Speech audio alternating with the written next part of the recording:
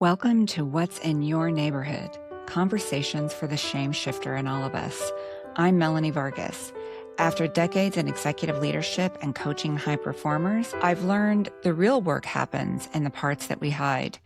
Each episode, I sit with leaders, rebels, and real people who've taken off their masks to explore their inner landscape, shaping how we live and lead.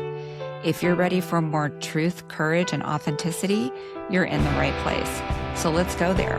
What's in your neighborhood? Welcome, everyone. I'm excited to introduce our guest today. Before we dive in, I want to share a bit about our guest today and his impressive background. Vince Sison spent 15 years at two of the most recognizable tech companies in the world, building careers, leading teams, and helping others to find their footing in high-stakes environments. From the outside, it looked like success. On the inside, he was quietly asking himself hard questions. What is it costing me by staying in the confines of this tech bubble? What mask am I being forced to constantly wear? Is there another mountain to climb other than this corporate ladder? Those questions eventually became the foundation of everything. After nearly 13 years at Meta, where he led recruiting, built inclusion initiatives, and served as president of Pride at Meta, Vince walked away to build something of his own, Limitless Arc, a coaching practice rooted in a simple belief. Your arc isn't finished, and the next chapter is yours to write. He holds a PCC credential from the International Coaching Federation and is a graduate of the Hudson Institute of Coaching. But what he brings to his clients goes beyond methodology. It's the lived experience of navigating identity, transition, and the quiet grief of outgrowing who you used to be. He works with emerging leaders, LGBTQ plus professionals, BIPOC change makers, and tech disruptors who feel the gap between where they are and who they're becoming. Vince's own arc has never been a straight line. A proud Filipino American, born and raised in the San Francisco Bay Area, and a graduate of St. Mary's College of California, his path has wound from direct service work to advocating alongside people experiencing housing instability, to the heights of big tech, to the international discomfort of building something entirely new. He currently serves on the advisory board of Seattle Repertory Theater and is enrolled at Tulane University pursuing a Master of Social Work to eventually become a psychotherapist and licensed clinical social worker. Coaching taught him he can help clients navigate their careers, but social work will give him the tools to reach what's deep underneath. When he's not coaching, studying, or hitting the pool for a lap swim, he can be found drinking tea, reading, cooking with his husband, and being thoroughly outshined by his adorable corgi. Before I say welcome, I do have some things that I want to say about Vince. What I want to say is first just thinking about the power of coaching, as well as a little more about Vince from my perspective. I think there's something that people sometimes underestimate about the transformational experience of coaching and what it can lead to. And often from just one simple question. Coaching is not always about major breakthroughs. Sometimes it's that one little question asked exactly at the right moment by someone who is deeply listening, which can be found in that coaching environment. And that single question can shift the complete trajectory of someone's life. And that is what happened with my coaching with Vince. We worked in a peer coaching session during a Hudson conference, and Vince asked me just this simple, powerful question that unlocked something in me that I had been carrying for years and didn't even know was there. I walked away from that coaching conversation not only with the title of my book, What's in Your Neighborhood, but with the clarity and conviction that moved me straight into action. That day, like hours later, I sat in my hotel room and wrote 3 chapters of my book. And it has led me down the path to where I am today with this amazing movement. What Vince probably didn't realize in that moment is that his question became the catalyst for just where I am today and sparked this movement that I'm in, this podcast, and this deeper calling in my life. He's thoughtful, deeply present, intuitive, incredibly gifted at helping people find themselves and hear themselves in a new way. But beyond being an exceptional coach, he's someone that I truly admire tremendously as a human being, as a friend. He's in my Seattle Hudson community. His impact on my life has been profound, and I have no doubt that he's had a tremendous impact on other people's lives. So enormous gratitude for the role that you've played in my life, Vince. I told you this part was going to be hard to sit through because I had put together quite a few thoughts I'm thinking about the meaningful journey that I have been on that, and you'll have to read my book if you want to hear what that question was, because it's in the 12th chapter. So you have to get all the way to the end of the book to find out what the question is. But Vince, I'm so grateful that you're here. Thank you for joining me. I'm so excited about our conversation today. Thank you so much, Melanie, for that introduction. Wow. I am so honored to be here with you today and just honored to play such a vital part in your journey in creating this incredible community, this incredible movement, your book. One of the things I want to make sure I share today is that at that Hudson conference, I attended and arrived pretty unsure of myself and unsure of whether I was going to continue being in the coaching space. I hadn't taken on any new clients in quite a while arriving at that Hudson conference, just due to work. As we know, corporate 9 to 5 or corporate, 50-hour work week plus can take on so much of your mental bandwidth.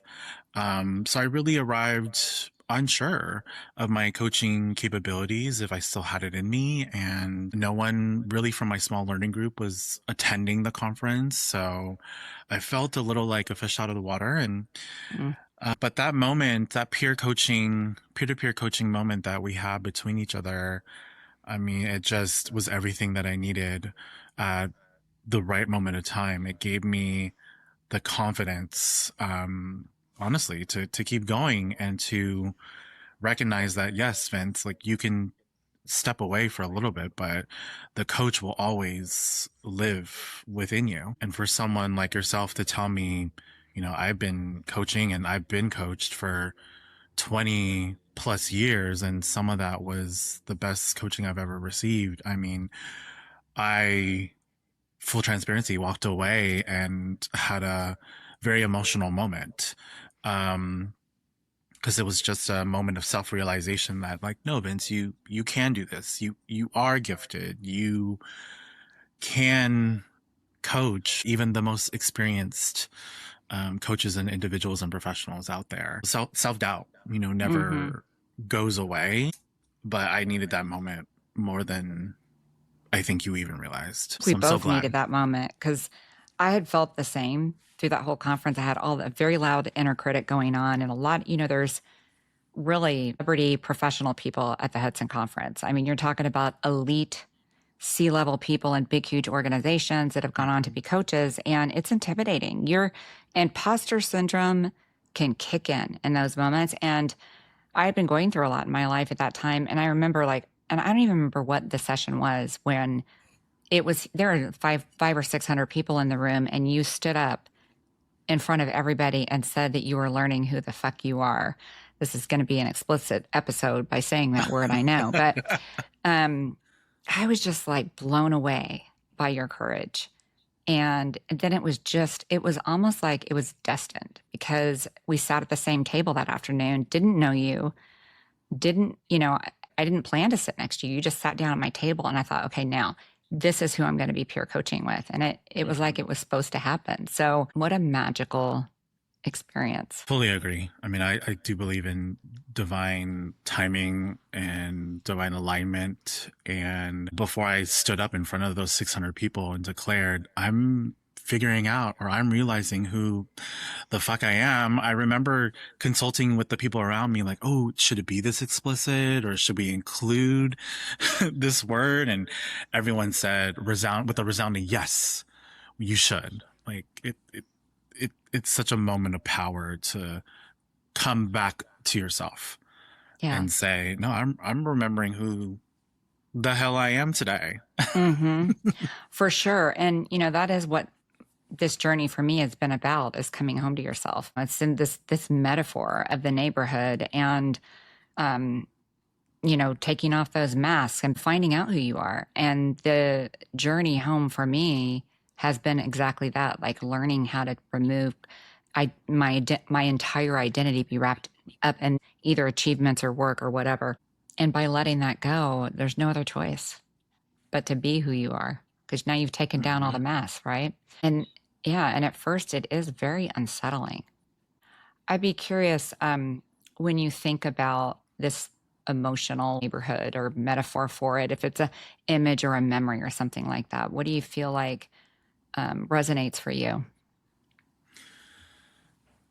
I love to garden. I love planting flowers. There's something so beautiful about flowers because to me they're temporary. They're beautiful for this fleeting moment of time, whether it's even just a few days or a few weeks, and then by the time fall rolls around, they're gone, right? And so when I think about this emotional neighborhood metaphor, especially right now in this moment of time for me, I'm thinking about a garden and being surrounded by all of these beautiful plants and beautiful flowers that I have been cultivating and planting for years. And in this moment, I'm feeling called to actually leave this garden. Something is pulling me away, whether it's another garden across the street or another garden in another part of the town or another city. But something has been pulling at me to leave this beautiful oasis that I've created over the last 15, 20 years and to go and start anew, right? It's, pull away and cross the street, no matter how scary it is, and find a new garden, find a new patch of dirt to build, cultivate, and plant more beautiful flowers to come. As you were describing the garden, I could get this image of exactly what you were saying. I even have a chapter in the book about planting new gardens because I think it's so important. And the metaphor and thinking about reinventing yourself and trying new things, it just was really beautiful the way you described it. So thank you for that. If you are thinking about that garden and planting new gardens in your world, in your neighborhood, what is it that stands out for you? What part of your story stands out? It's a patch of dirt that's empty. You're starting something new. What stands out to me is just this whole idea of reinventing without even seeing the finish line. I don't know what my new garden is going to look like. I don't know if it's going to be beautiful. I don't know if there's going to be a lot of colors. I haven't seen it yet, but everything is pulling me towards this new garden and this new patch of dirt. We don't know what's in the ground yet, but I know I'll regret it if I don't see it through.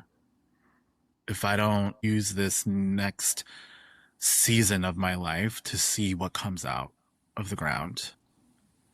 Right.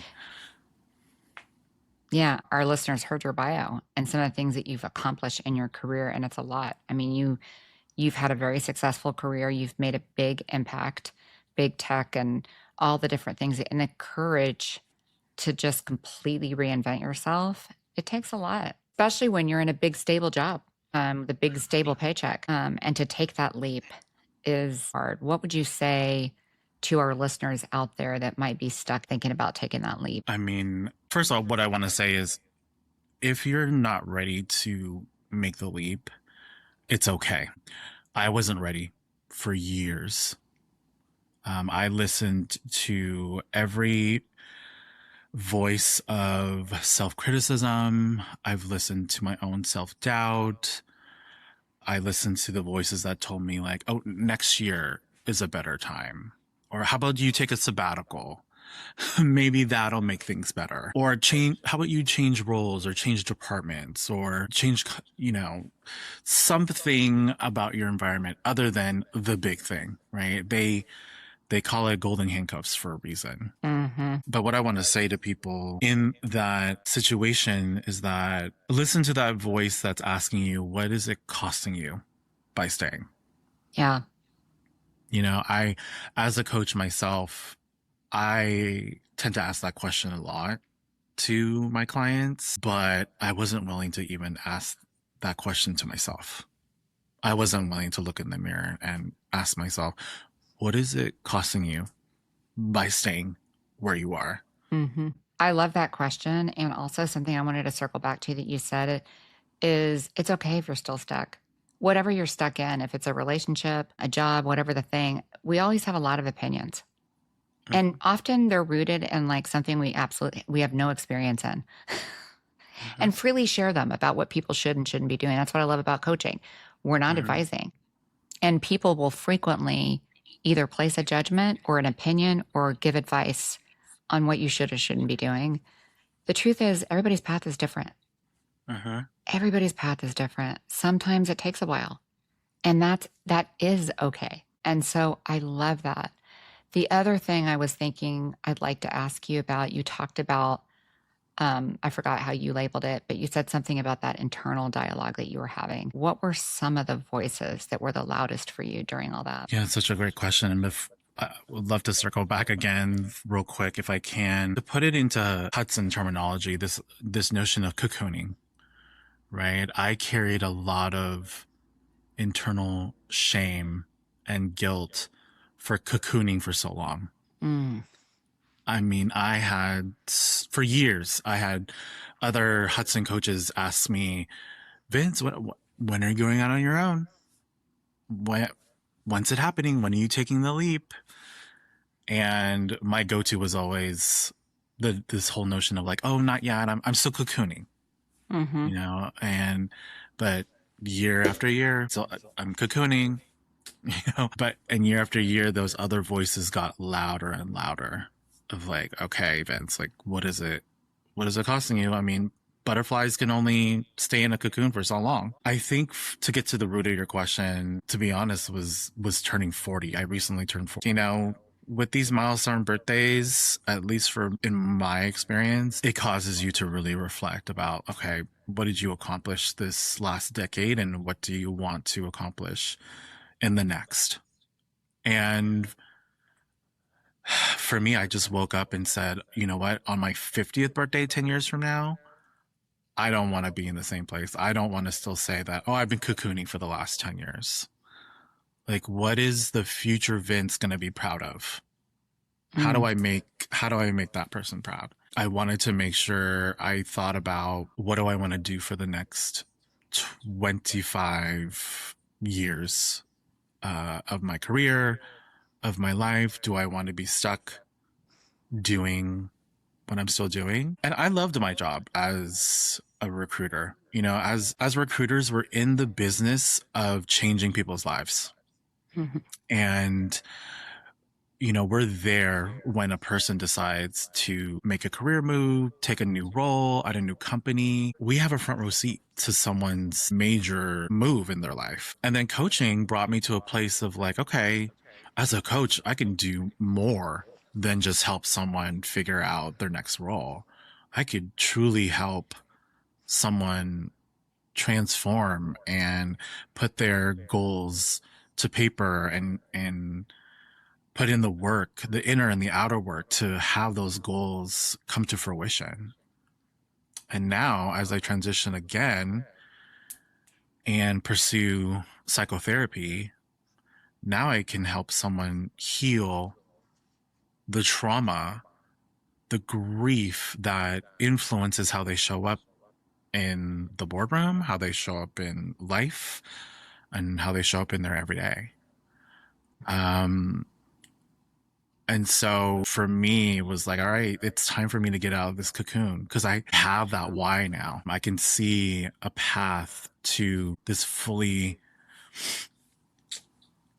realized self, And who is that, Vince? Is it, the fully realized like coach, therapist, social worker? And I'm sure I'm going to add a few more other things in the future, right? But staying true to this notion of the neighborhood, it's like, okay, I'm going to build this garden and I hope it's going to be beautiful. I'm sure it will be, but it's okay to move from plot to plot. It's okay to continue building. There is no finish line. And just because I'm out of the cocoon doesn't mean I'll ever avoid cocooning again. I could very well cocoon again, in 5, 10, 15 years. I could cocoon two or three more times in my life. Who knows? But I've had to put away that shame and that guilt for cocooning, quote unquote, so long. I love what you're saying about the cocooning. And for our listeners, I'll never forget when I went through, I don't remember if it was Life Forward or the coaching program we learned about the cycle renewal. I think it's Life Forward, but Pam McLean was the one that introduced it when I was in that program, hearing it, because I was actually at the worst point of my life when I was in the middle of Hudson. And I too cocooned for a really long time. But I remember, as we were going through each of those sections, feeling so validated that I could, because I had done all the therapy. I had done like all this work on myself, but I didn't understand what was wrong with me. The cycle of renewal can be so validating, whether you're in the doldrums or, and straddling both places. Like, in one place I was in the doldrums in my life, and another place I was cocooning, and another place I was going for it. But I spent a really long time cocooning too. And it's not fun when you're cocooning. It's not. And we're all fighting back to be in the go for it, because that's when we're flying high, right? And then when you're cocooning, it's like sad time, like you're within. It's the cocoon, for crying out loud. You're by yourself. Can you remember a moment when you realized that things were starting to bubble up and you were stepping out of the cocoon? I think the biggest moment for me was pretty recent, when I think Meta sort of gave me permission to step out of that cocoon. And what I mean to say is that we're seeing a lot of restructuring in technology right now. Every day there's a new headline about layoffs or restructuring in terms of getting rid of middle management, and things like that, and making things more efficient for the sake of AI and efficiency and all that. So once I started to see, my role and a lot of my peers sort of disappear, because I was in middle management for many years. Once I started seeing that, I honestly, it was the kick in the it was the kick I needed. I already had one foot out the door. I already had part of me out of that cocoon ready to fly. And I took whatever little agency I had left and decided, you know what, this is the moment. It's unfortunate, because I thought that I would actually retire at Meta. It's one of those companies where you feel like you're going to be there forever. So once I decided to leave, I felt like it was just step one in becoming the fullest version of myself.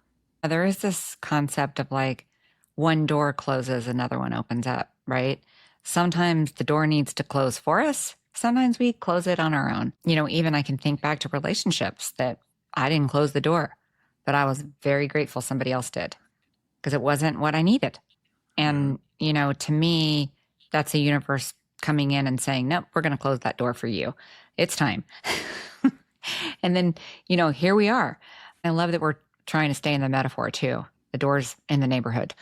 So I love that we're doing that. If you're thinking back even to the time when you were stepping out, because you were at Meta for how long? 13 years. Yeah, a long time. Even if you think back to during that time, you were starting your new garden, essentially. What were some of the emotions or the parts of you that were the most active during all of that? I think number one, fear was one of the biggest emotions. I mean, everything from, am I going to have health insurance? Are we going to make it in terms of being able to pay our mortgage? I think the emotions that were most prevalent for me were absolutely the self-doubt. Is this the right move for me? Am I going to be successful?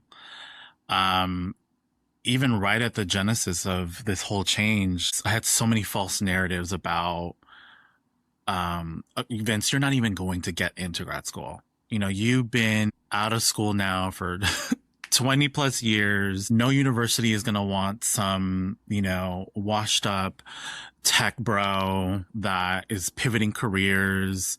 You're going to be the oldest person in class. No one's going to want to hear what you have to say. I had all these false narratives, like that, even that I wasn't going to get in. But, fast forward 3 months and I got into 90% of the schools that I applied for, and am receiving a great scholarship with the institution that I'm attending. So I think for me, I'll have these emotions of fear or self-doubt, but the universe is continuing to prove me wrong, right? This whole notion as long as you manifest and say out loud what you want, the universe usually conspires to give you what you want. And I am just now truly trying to subscribe to that thought, because the universe is continuing to prove to me that, yes, Vince, you're in the right path. You're on the right path. Yes, our interaction at the Hudson conference. Yes, Vince, like the coach is still in there. You can do this. I can get into grad school. I can land a great therapy internship. And so I hope as I walk in this journey, I'll continue to, I know there will be challenges along the way, but I know I'm going to meet some incredible people, clients, patients, professors, clinicians, and I'm excited for that. This whole notion of building this new garden in a new neighborhood is that I know I haven't met some of the people that I'm meant to yet. I know that I haven't met the best version of me, and I'm still searching for that. I'm still searching for him. One of my favorite songs is I Still Haven't Found What I'm Looking For, because it's so true. And I may never find him, and that's okay. But it is my constant life mission to continue searching for him, and to continue searching for all the people that I haven't met yet, but I'm supposed to. As you were talking about what you were manifesting and also like the calling, the universe calling. I had that experience too. Like even with the book, I didn't know I was going to write a book. Something had been calling me for the months leading up to that conference. It was like tapping on my shoulder, and I didn't see it. I really didn't see it till I finished writing the book. And through writing in the book, I saw that things were, it was calling for a long time before. The problem was that I wasn't listening. I wasn't listening. I was too busy achieving things, being defined by my career. All these other things were getting in the way of me being able to hear it or accept it or receive it. And there was that pivotal moment, right? Looking back for you, what were some of the things? I mean, we touched on a lot of these already, but are there things that you can think of that really stand out that were in your way as you were getting towards aside from like being in the cocoon for so long? What were some of the other things that you felt like were in your way? Absolutely. Imposter syndrome. I feel imposter syndrome every time I'm surrounded by all these brilliant Hudson coaches. Yes, I'm a Hudson coach myself, but that imposter syndrome, I feel like it just never goes away. I've had to fully realize that, you know what, imposter syndrome is not a symptom. It's actually a sign. It's a sign that, Vince, you're actually in the right place. You're exactly where you need to be. I mean, I remember starting my coaching program. I was one of 2 people of color in a class of 40. I was at the time, I was the only openly queer person in my coaching class. And I remember, when you start, they hand you this pamphlet, right? And it's like about this thick, and it's got everyone's bio in it. Oh, and I remember. I remember going through that folder and holy crap. And just like, as I turn each page, I'm like sweating. My palms are getting moist, and I'm like, wait a minute. every time I turned the page, it was CEO, executive director, Mm-hmm. COO, Mm-hmm. president. It was master's, PhD. It was all of these things. And I remember sitting there being like, I'm just a recruiter. um, what am I doing here? Vince, what did you get yourself into? Um, but at the end of the day, we're coaches. We're all human beings. We're all on our different It's not journey. it's a rigorous process to get into Hudson. I mean, and for Mhm. people considering Hudson, it's like they don't just let everybody in. Plenty of people get turned away. I do remember that moment. And Michael Hudson was in my small cohort. I don't know if you Mhm. know that. I coached him a couple of times. You want to talk about sweating. Wow, no, Uh, no pressure. but I do remember that. I think you and I share a lot of those same loud inner critics and the imposter syndrome. You know, it's like the imposter, even if you just think about the imposter itself, that we label it as an imposter. To me, what I've learned about it is a part. That's in like Dick Schwartz language. Like it's a part of me that Mhm. formed early on in my life as a survival mechanism to protect me. And if I think about it like that, then I don't have so much anxiety about it.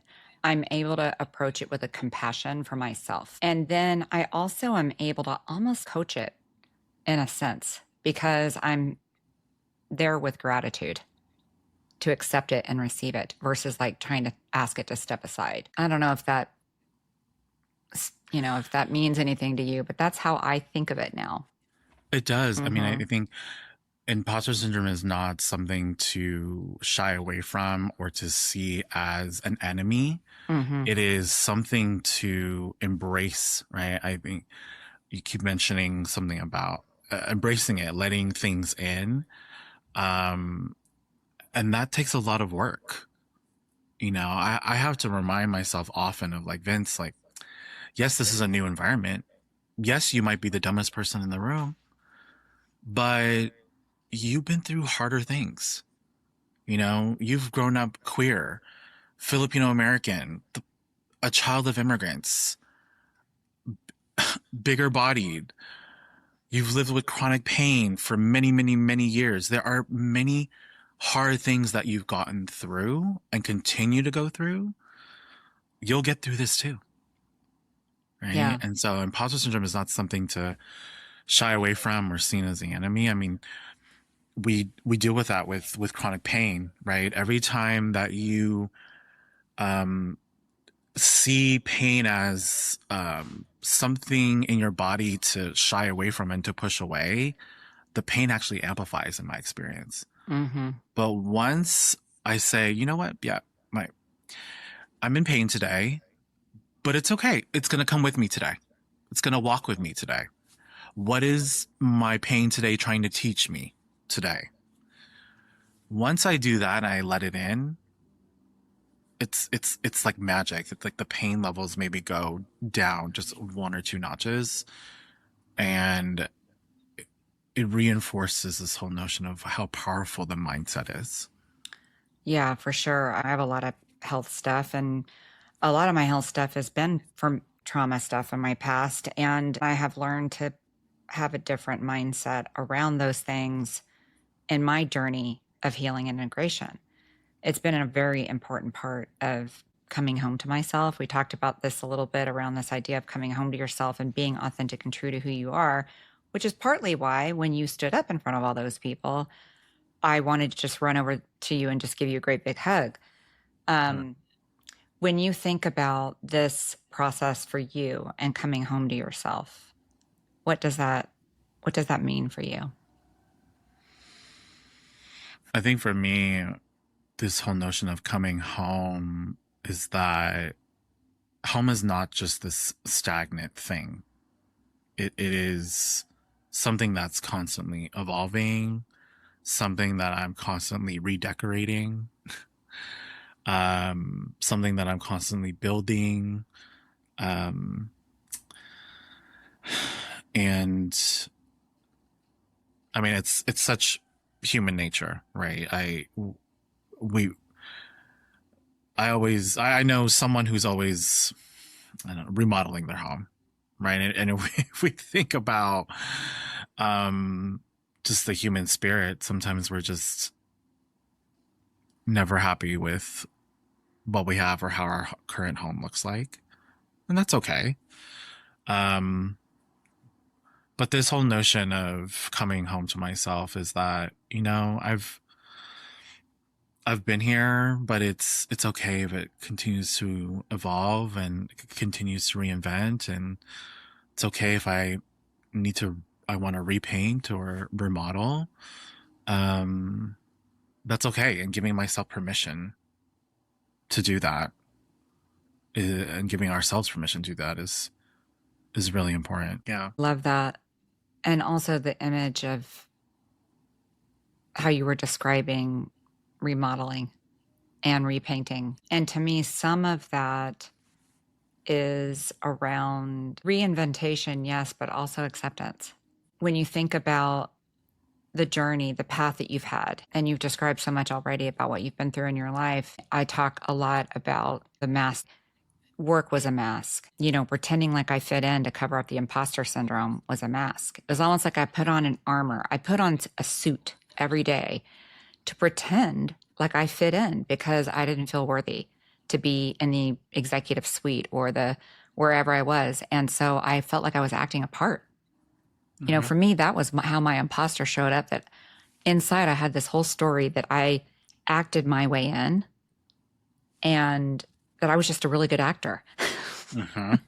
It was, and then I would get to the thing that I thought I wanted, and I would get there, and then I was like, oh, I'm here now. Now I need to go there. I need to go to the next thing. And then maybe I would feel like I fit in there. And then it never really happened, right? Did that for 30 years. What stands out for you when you think about either a mask or some of those armoring up parts of your story? What resonates for you? I'm a firm believer that we are constantly performing, whether it's in the boardroom and you're wearing a suit. I just think that we are constantly wearing masks in order to fit into whatever environment that we're in. And that's why I think that coaching and therapy are so powerful, is because we give people permission to take all that off. Yeah. Who are you behind the mask, the layers, the clothes? Let's truly get to the heart of the matter. Who are you when all of that is taken off, and this whole notion of dancing like no one's watching, who is that person?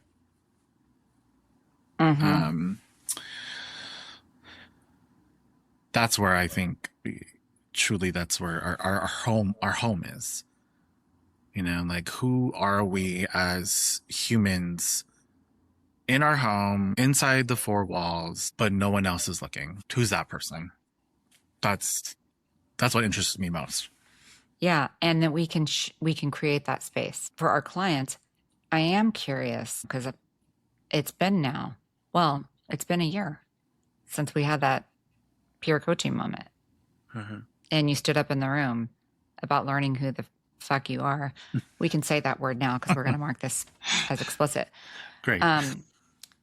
Who do you feel like that is for you today, now that you're on this path?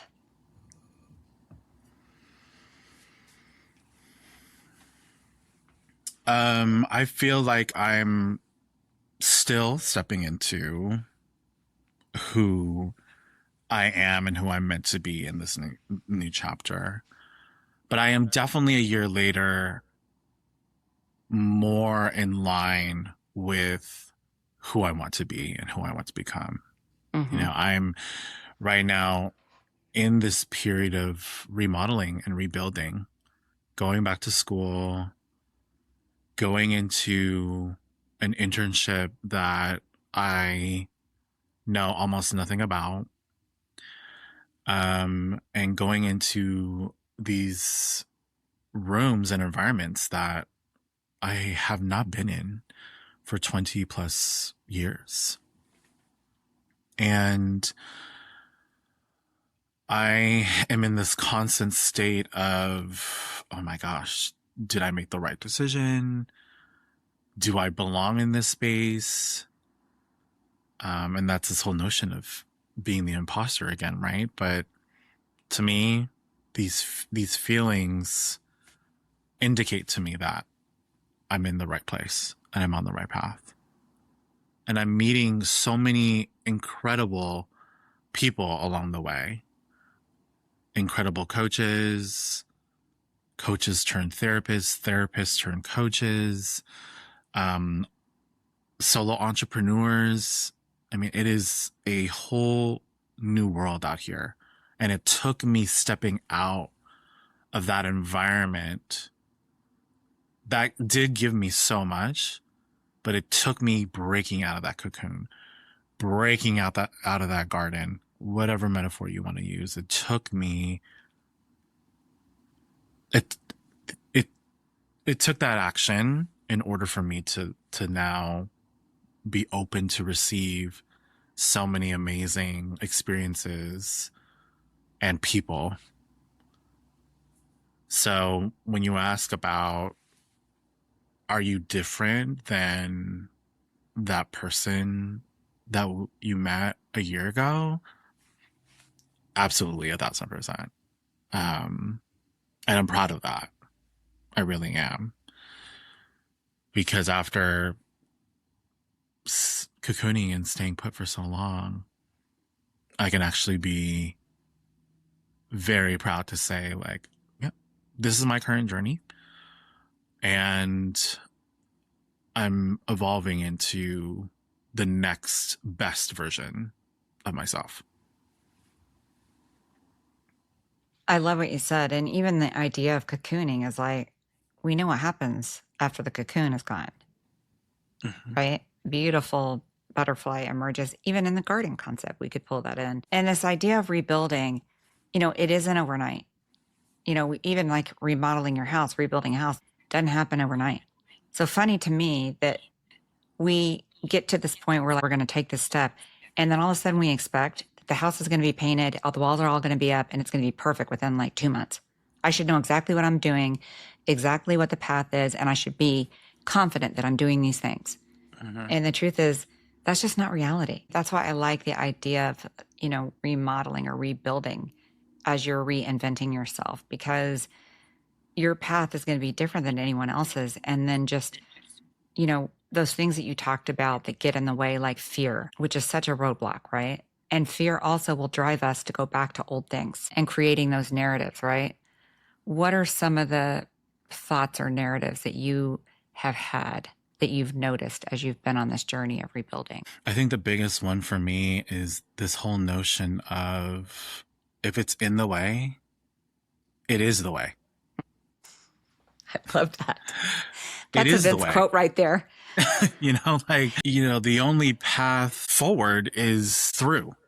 I Yeah. think recently when people ask me, hey, Vince, like, how are you? How are you doing? I've been trying to answer with this whole phrase or notion of like, I've been through. Not, I'm fine. I'm good. No, none of that. I've been through. It is a great conversation starter, because they're like, oh, through what? And of course, the coach in me is like, no, forget about me. What have you been through? But yeah, if it's in the way, it is the way. The only path forward is through. Through all of these emotions of self-doubt, imposter syndrome, fear, because even after I accomplish this goal that's in front of me, yes, you'll get the MSW, and then you have to get all the hours to get your clinical license and the LCSW, and then you have to build your private practice, which again, to your point, Mel, it's not overnight. And I think that's one of the things that I see online and through speaking with people. It's like, there's a mountain to climb at every step. Even when you build that successful private practice, then there's this whole notion of like, okay, do I expand? Do I make it a group practice? How do I impact more lives? How do I take on more clients? How do I make more money? All these different things. There's just another thing to accomplish. And that for me was like, all right, Vince, choose your heart. Are you going to continue to climb the corporate ladder, which is soul sucking in my experience? Mm-hmm. Or am I going to choose another ladder, but for myself in building a new coaching and therapy practice, right? So Vince, choose your heart. Which one is it? And so that's the realization that I had to come through to myself. And this whole notion of cocooning, it's like we don't know if we're gonna be beautiful when we come out, but most of the time we are. So you just trusting again, and me trusting in the universe that it's all going to be worth it in the end, is the hope that I hold on to. So many amazing messages in there for people that are listening. And even this cocooning thing and the transformation, it's like there is transformation as we cycle through this stuff, and those big transitions, you know, that we have in our lives and how powerful they are. You know, I didn't know I was in the cocoon for the longest time. Actually, I thought I had emerged a little bit from the cocoon after I finished Hudson, but I was still in it. I was in it really until about like 2022. And I didn't realize how tired I was in the cocoon. I was very tired. It's hard to do things when you're it's hard to do things when you're in the doldrums, but when you're in the cocoon, you mentioned breaking out. It's like, that's hard work. And it does require a lot of inner work, I would say, to be able to break out. And in the absence of that work, you can stay in. Do you agree with like the inner work is like, that's where you get the clarity about the fear and the shame and all those things, the thoughts. And, you know, sometimes for some people that is taking a sabbatical or getting therapy. I mean, cocooning is hard. You know, it definitely is tough doing that inner work and having these feelings of being stuck and not being able to move or unable to take that risk and take that jump. But in my experience, cocooning could also be comfortable. I got too comfortable. Yeah. And I wish your listeners could see it, or you could see it. But I have a poster in my office on the other side of this wall that says, "Comfort is a slow death." Yeah. And I see it every day. It's in my line of sight in my office. And I try to remind myself, like, Vince, are you going to slowly die, or are you going to live today? Mm-hmm. Yeah. You know, I've talked a lot about discomfort on the podcast because, you know, we are in a period of discomfort in the world and we don't like it. We want to rush right past it.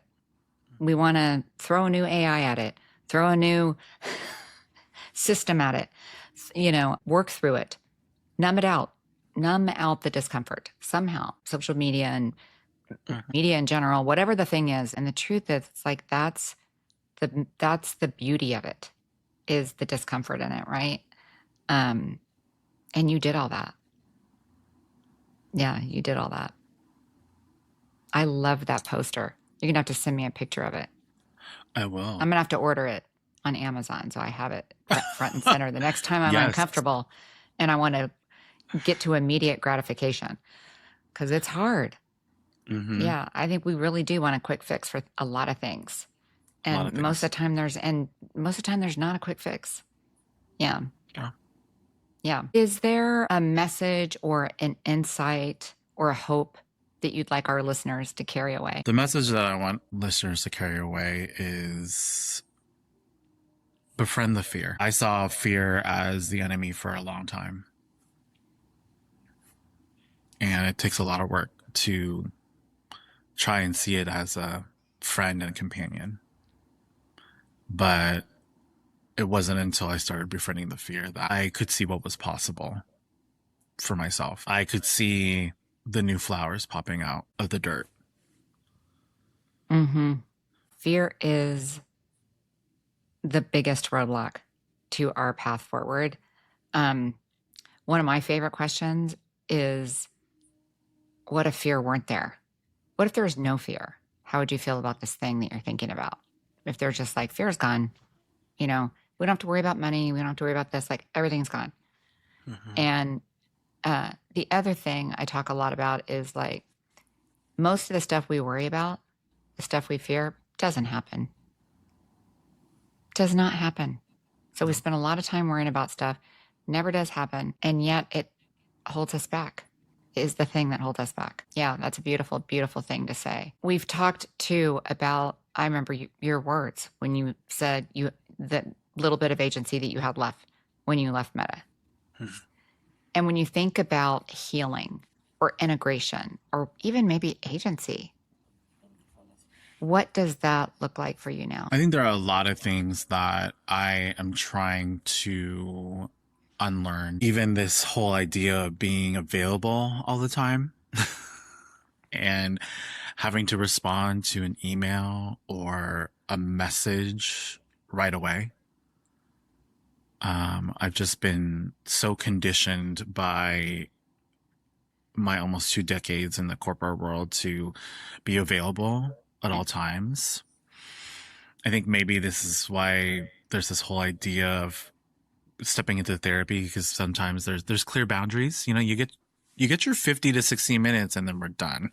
My healing looks like putting up more boundaries, right? Taking back my time, focusing on refilling my cup more intentionally, but having the time and capacity to do so, right? And as I step into this new career, where, I'm going to be seeing lots of patients and clients all day long, having those boundaries and having those moments of self-care and recharging are going to be more important than ever. So there are a few things that I'm trying to unlearn and really kind of take a step back and put up more boundaries now that I have that agency, as you say, right? Like, I have control over how I rebuild. I have control over how many flowers I put in the ground. No one's deciding that for me anymore.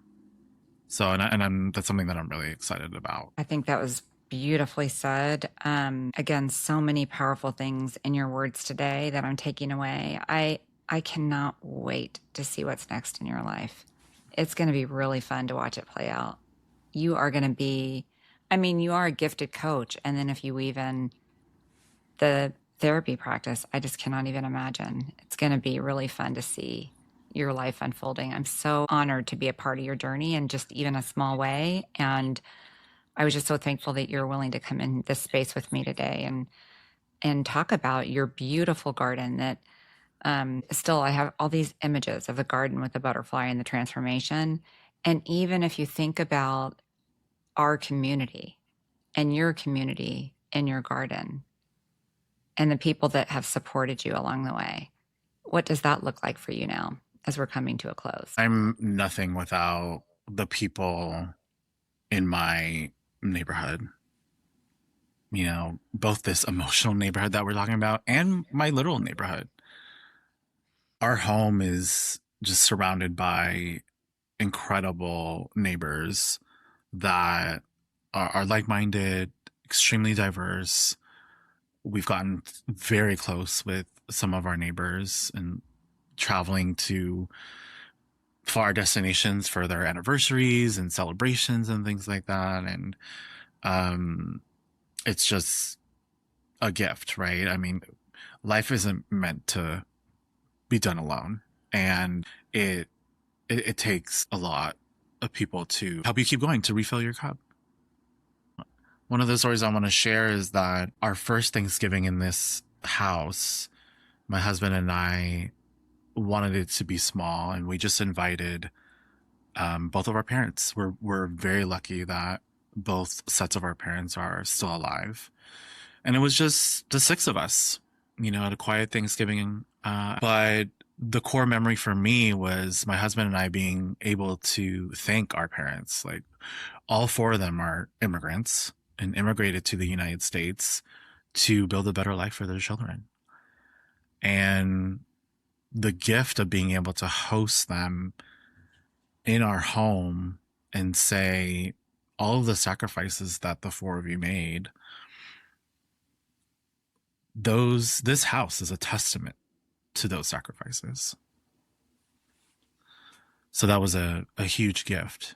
And so I don't take for granted the physical and also the emotional homes that we build for ourselves and continue to build. and reinvent and remodel and all those beautiful things. But I don't take for granted, the neighborhood. And that's why it's such a beautiful metaphor for you and this work and this podcast is every human wants to feel safe and taken care of and warm and comforted. And as humans, we do so much of that in our own homes. So that's why I think it's such a beautiful metaphor. And I'm so happy to be here with you today and so honored that you asked me to be a guest.